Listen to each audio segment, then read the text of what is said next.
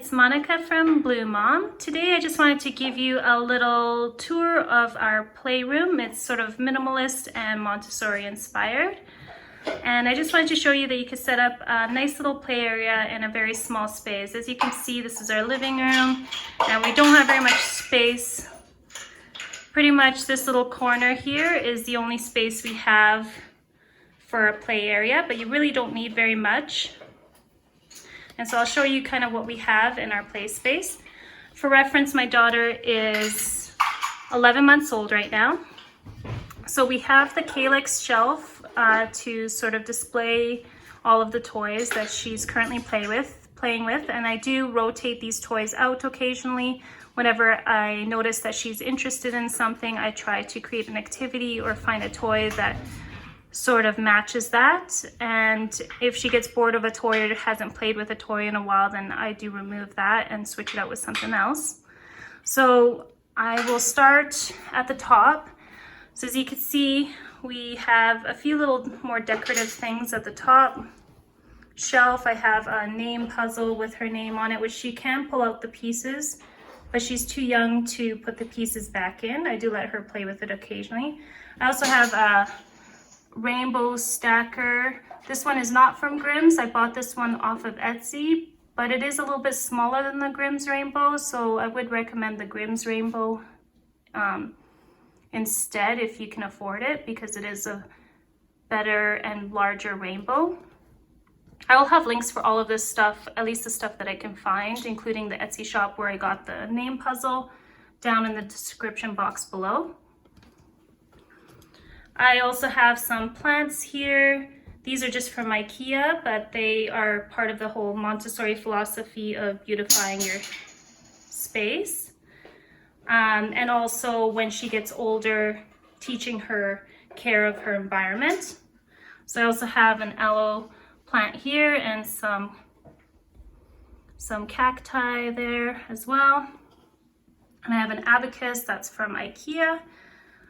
She does love playing with that, but right now she can't use it for counting, but later on it'll be really great for sorting and counting.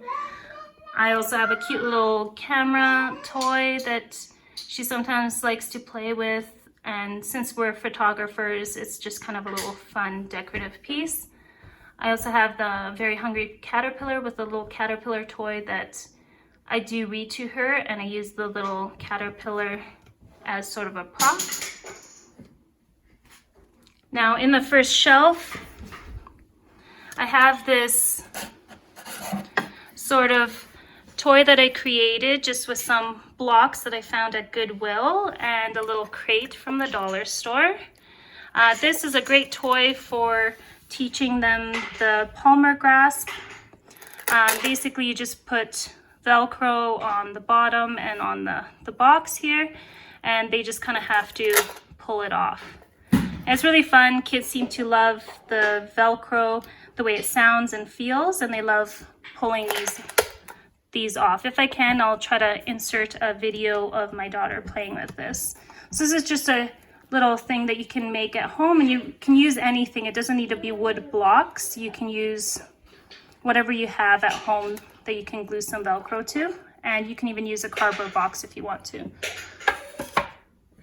I have this stacker. So this is actually from Plan Toys, and these are the stacking pieces for it, but she's a little too young right now to use them on the dowel. So for now I just have a bunch of plain wooden rings that I purchased separately, since they have the larger hole, to teach her to put them onto the dowel. And then once she's mastered that, then I'll put the rings from the Plan Toys stacker back onto this so that she could practice that. The next toy is this.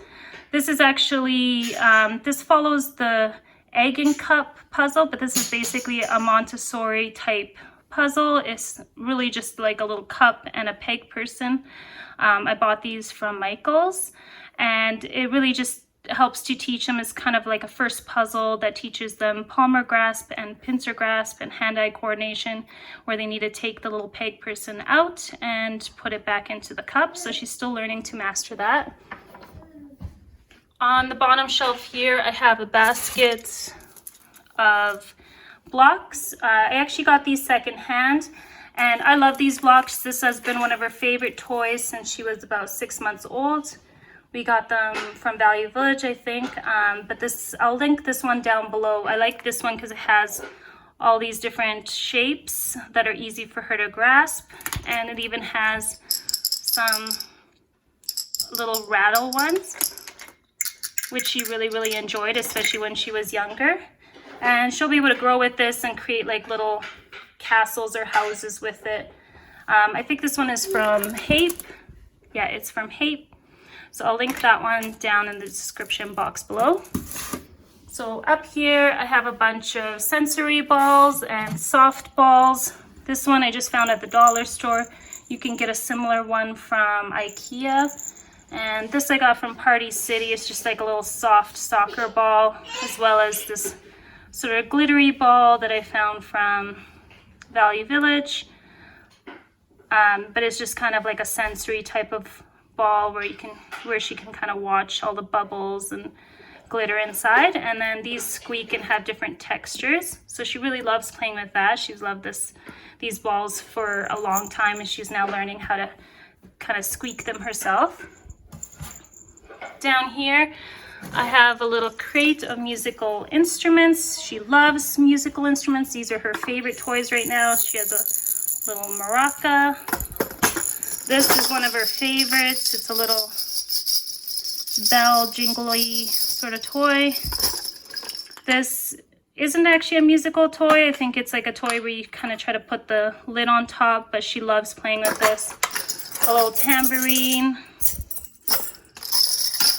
This is her favorite rattle from when she was younger, so I left it here because it does kind of shake and make a sound.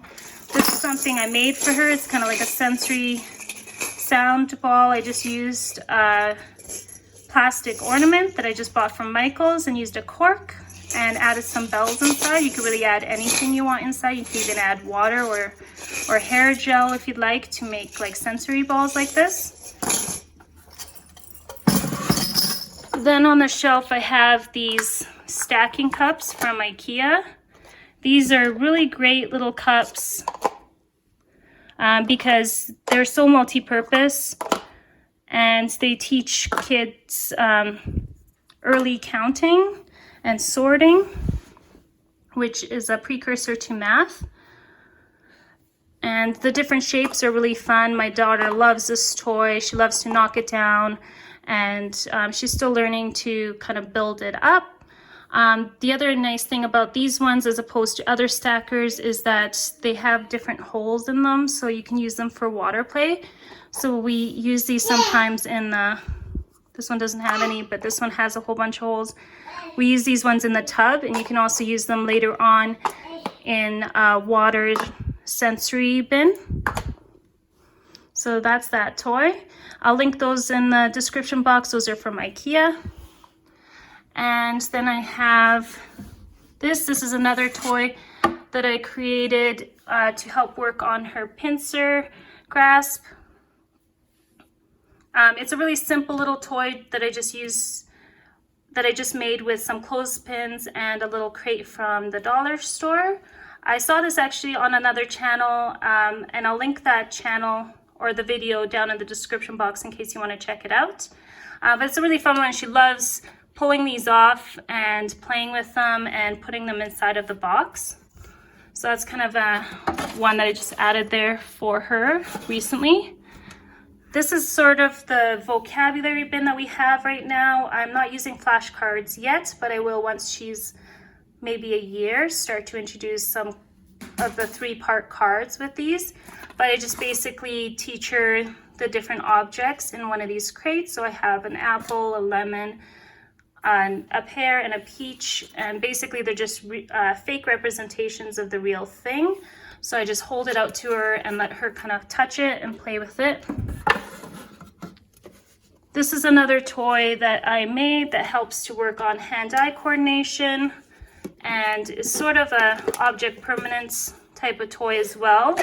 So it just has a bunch of these peg people, and basically I just used one of her puff containers and just covered it with burlap and then cut a hole in the top.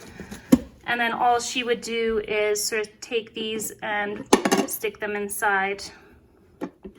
So it really helps to work on their hand-eye coordination, putting these in. And she loves to play with the little pig people as well. The pig people I just got from Michael's. This is another toy that I made. This is actually a ribbon pull cube. So basically she would just pull these little tabs like that. She does like playing with this, not as much as I would have hoped, but she does like playing with this. And it does help to work on their pincer grasp to pull the little ribbons. If you want instructions on how to make one of these, just let me know and maybe I can make a video on it.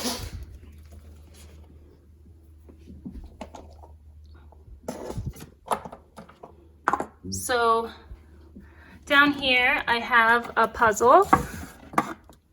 So when it comes to Montessori, it's best to work on very simple puzzles first. So this is a Melissa and Doug 3-piece puzzle with the giant pegs. She can't yet put them back in. She sort of attempts it sometimes, but she is good at grasping these. It does help to work on their palmar grasp, and she can take them out of the puzzle. And then later on, I will teach her to put them back in. And then once she's mastered that, I can move on to puzzles with more pieces and then ones with smaller pegs. So the next toy are these. These are from that ring stacker from Plan Toys. I like to just have it without the dowel that it comes on. Just for her to stack and knock down. She really loves to play with these. I really love these because they're really durable and they're easy to grasp and easy to stack. So she loves to kind of stack them and knock them down. So this next toy is from Hape.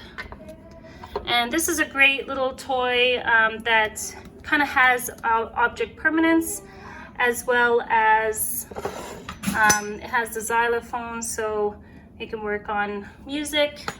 You can keep these as two separate activities if you want, so just with the music, the xylophone and the mallet, and then these separately. So basically they could either use their hand to kind of pound these balls down, and then they fall down and they might roll down. If you have the xylophone in, then they kind of roll down and come through this hole, so it teaches object permanence, and also hand-eye coordination if they use the mallet to knock them down.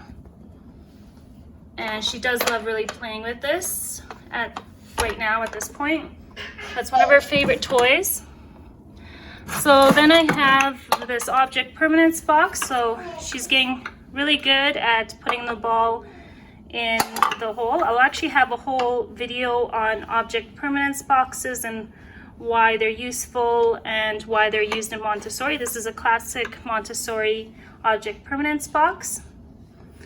So basically the essence behind it is that even though the ball disappears when they put it in the box, it doesn't disappear forever, so they see it right away.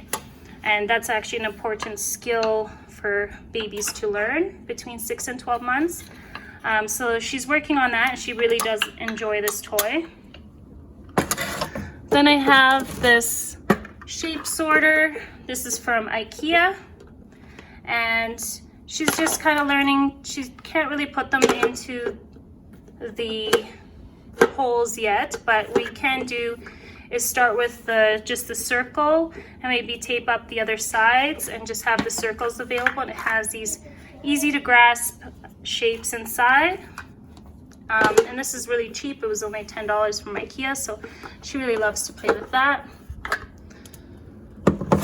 So next we have an open face bookshelf. This one is just from IKEA. So this is a little bookshelf where the books are facing forward.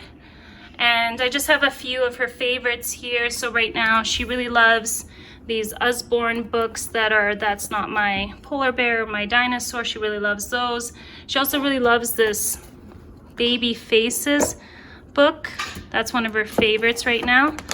And I still have a little black and white book here, and some touch and feel books, and as well as this First 101 Words. Those are her favorite books right now, and they're really great. These two books are my favorite because they have real photos and faces, and she loves faces right now.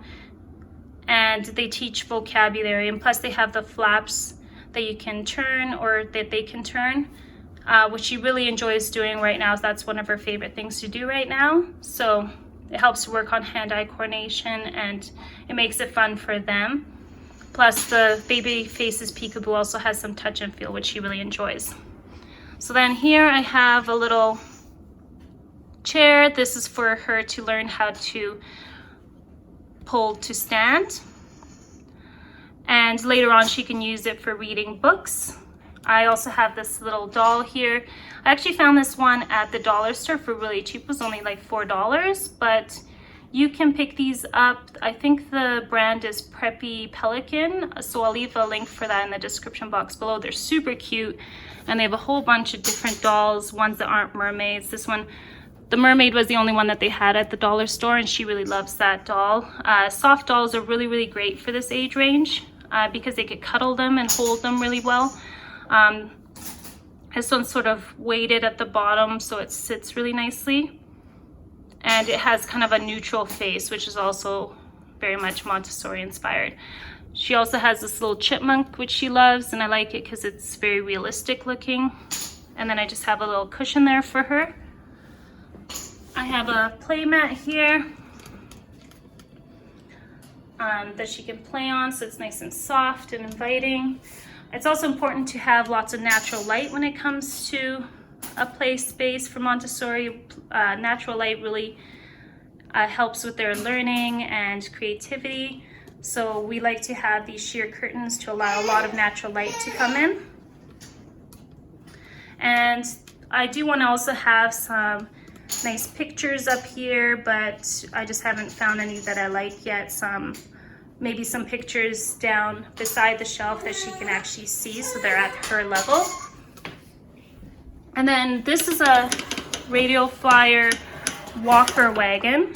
So this is actually the one that most people recommend according to Montessori. This is a really nice wagon that teaches them to pull to stand and to walk, and it also grows with them because as they get older, it really plays into their need for transporting objects and moving them around the house. So I really hope that she's going to really enjoy this wagon. She really, really loves it now, but as she gets older and wants to transport things all over the house, this is a really good wagon for her to do that with. And she could also put her doll in there and use it as a stroller, so it's really multifunctional. So I really love that. You don't really need very much. I know IKEA also sells a nice little walker wagon, so if you're looking for something a little bit cheaper, that's also a good option.